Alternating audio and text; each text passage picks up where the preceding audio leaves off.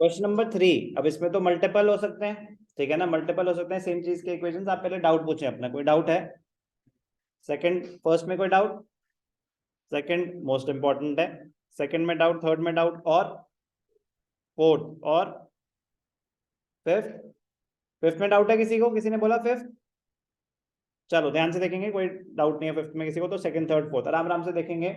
पहले second most important, मतलब बड़ा ही मजेदार, most important. Decrease in liability, increase in capital. Decrease in liability, increase in capital.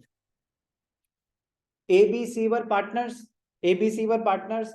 किसी partner ने ना फर्म को लोन दे रखा था, लोन, लोन। तब कैपिटल, ओनर तो जो बिजनेस में पैसे डालता है उसको तो कैपिटल बोलते हैं। ओनर लोन क्यों देगा? होता है पार्टनरशिप में प्रोविजन होता है कि आप लोन दे सकते हैं, बट सर लोन मतलब अपना ही तो पैसा ओनर डाल रहा है, नहीं।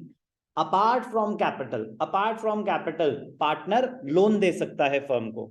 सर फायदा क्या, कैपिटल ही दे देता अगर पैसे ही देने थे। एडवांटेज होती है उसका, जो इंटरेस्ट ऑन लोन होता है वो चार्ज अगेंस्ट प्रॉफिट होता है। चार्ज अगेंस्ट प्रॉफिट का मतलब होता है वो देना ही पड़ेगा, फर्म प्रॉफिट्स में हो या लॉसेस में हो। तो ऐसे कुछ रीजंस होते हैं कि इंटरेस्ट ऑन लोन को प्रेफरेंस दी जाती है as compare to interest on capital, कि पेमेंट के टाइम इंटरेस्ट ऑन लोन पहले दिया जाएगा, फिर इंटरेस्ट ऑन कैपिटल दिया जाएगा। जब बिजनेस बंद हो रहा है, dissolution of a partnership firm, तो रीपेमेंट के टाइम पहले पार्टनर्स लोन की पेमेंट होगी, फिर पार्टनर्स कैपिटल की। तो सर फिर तो लोन ही दे देगा बंदा, कैपिटल क्यों देगा? अब वो तो आपस की अंडरस्टैंडिंग है ना, कि हम कह रहे हैं कि नहीं नहीं लोन कैसा, आप कैपिटल डालो। तो अब फॉर एग्जांपल मैंने 10 लाख कैपिटल डाली हुई है, आपने 20 लाख कैपिटल डाली हुई है, आपने 30 लाख कैपिटल डाली हुई है। अब और पैसों की जरूरत है, हम दोनों के पास नहीं है, हम आपको बोल रहे हैं कि और कैपिटल इंट्रोड्यूस करो। कह रहा भाई एक बात बताओ, मेरी तो ऑलरेडी सबसे ज्यादा कैपिटल है। कह रहा नहीं है मेरे पास और पैसे। कह रहा नहीं दिक्कत हो जाएगी, बिजनेस में पैसे की जरूरत है।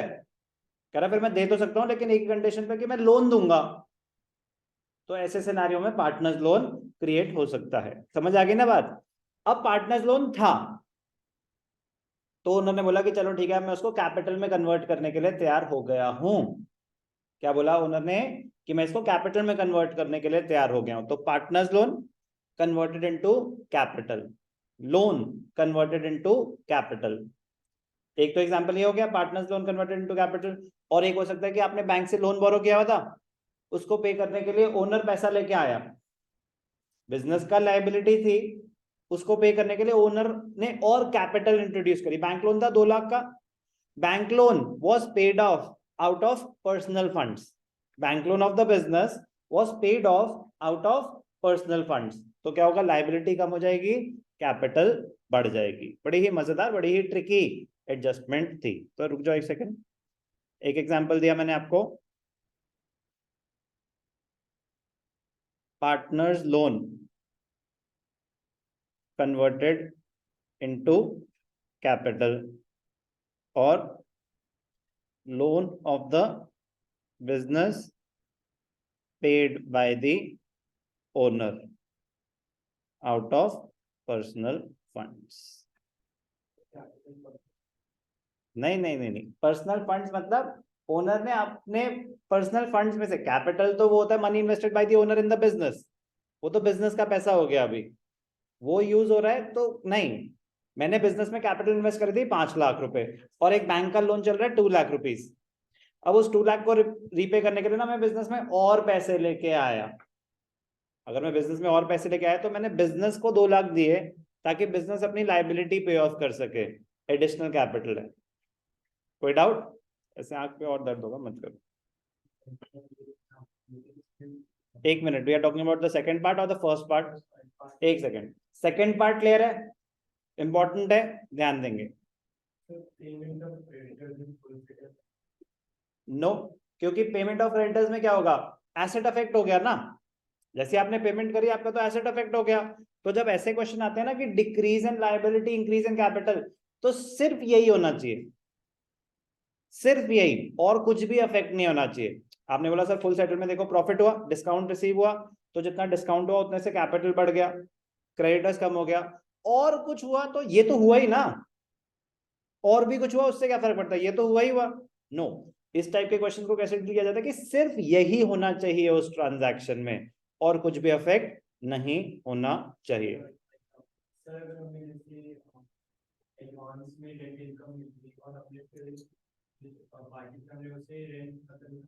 सर्विस रेंडर कर दी,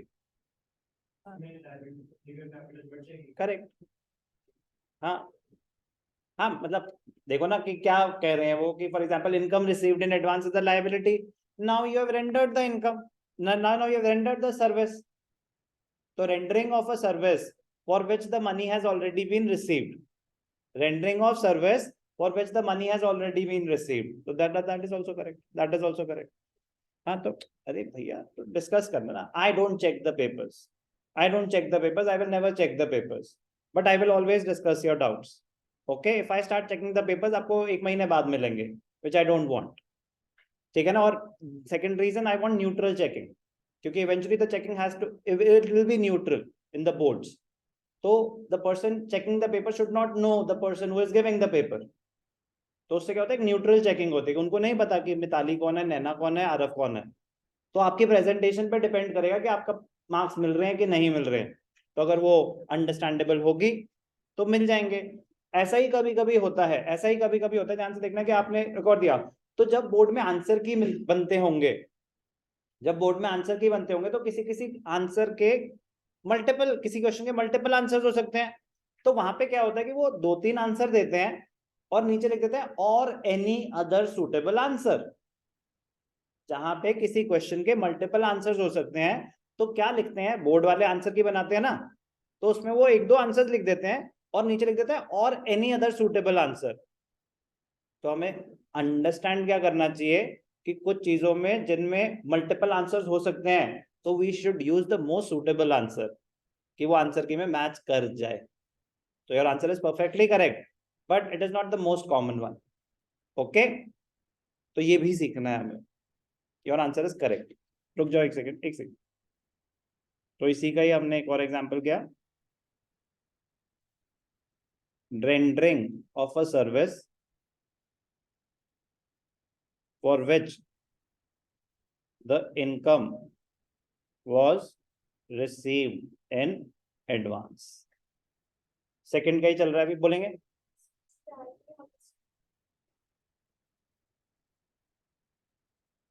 नहीं, सैलरी आउटस्टैंडिंग क्या होती है, ध्यान से सुनेंगे। सैलरी आउटस्टैंडिंग क्या होती है, expense due but not yet paid.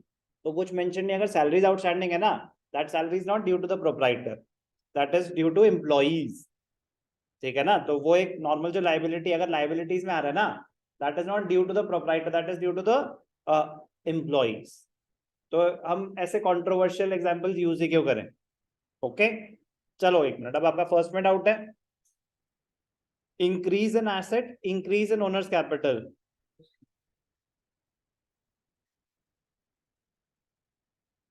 फिर से बोलेंगे,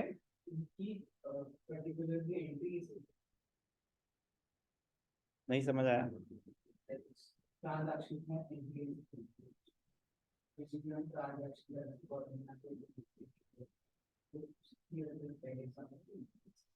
increase in asset, increase in owners capital, हमें इसमें क्या करना है, हमें एग्जांपल देना है कि कोई एग्जांपल दें। For example rent received 10,000, for example rent received 10,000, तो रेंट रिसीव होगा तो एक एसेट बढ़ गया कैश में प्लस, और क्योंकि इनकम है तो कैपिटल में प्लस। आप सेकंड की बात कर रहे हैं फर्स्ट की? एक सेकंड यार, अभी अभी सेकंड का फर्स्ट एग्जांपल, तो बी स्पेसिफिक, बिकॉज मैंने आपसे स्पेसिफिकली पूछा कि आप सेकंड क्वेश्चन की बात कर रहे हैं फर्स्ट की, तो पहले आपने बोला फर्स्ट, तो बोलो सेकंड क्वेश्चन में ही sir example number 1। Okay, partners loan converted into capital, sir हम इसके क्या ट्रांजैक्शन लिखेंगे, एग्जैक्टली यही ट्रांजैक्शन लिखेंगे, partners loan of 10,000 converted into his capital. Partners loan of, बस अमाउंट ही तो फिट करना है, ट्रांजैक्शन यही, ये ट्रांजैक्शन ही है, partners loan converted into capital. Clear? हाँ, ये यही है एग्जांपल्स, यही है। बस इसमें आप कोई भी 10,000, 50,000, 500 रुपए, कोई भी अमाउंट फिट कर दें। अमाउंट तो इमेजिनरी है, मेन ट्रांजैक्शन है। क्लियर? कोई डाउट? बंद करूं पंखा? थर्ड ट्रांजैक्शन डिक्रीज, बाकी तो इजी है बट स्टिल इंपॉर्टेंट है, decrease in liability, increase in another liability, bills accepted, bills accepted, bills accepted, क्या बात हो रही है, बिल्स पेएबल, आपके क्रेडिटर्स थे, आपके क्रेडिटर्स थे, तो आपने बिल्स एक्सेप्ट कर लिए, तो क्रेडिटर्स कम हो गए और बिल्स पेएबल बढ़ गए। कोई डाउट और कुछ डिस्कस करना चाहेंगे? चल सकता हूं आगे। Decrease in asset, decrease in liability, payment of any liability, payment of creditors, payment of outstanding expenses, किसी भी लाइबिलिटी की पेमेंट हो रही है तो यही होगा, एसेट कम हो जाएगा और लाइबिलिटी कम हो जाएगी। क्लियर? क्लियर है? Third, paid, paid of date, मतलब ठीक है, रीपेमेंट ऑफ अ लोन, ठीक है, हाँ मतलब बी स्पेसिफिक, ठीक है ना, पेमेंट ऑफ अ डेट, अब डेट मतलब इतने टेक्निकल टर्म्स यूज ही क्यों करने, पेमेंट ऑफ अ डेट क्या होता है, you haven't covered the term debt yet, debentures yes, but उसके लिए होता है redemption of debentures which again you don't know. When you have so simple examples, payment of creditor, payment of rent outstanding, payment of debt, you have to specify payment of loan, मतलब you can use payment of loan, your answer is correct, but मैं कह रहा हूँ try to make it perfect, तो payment of a loan easier, same चीज, debt is what, debt is a liability, तो payment of debt से better हो जाएगा payment of a loan, repayment of a loan। clear? marks मिल जाएंगे आपको। okay, third clear?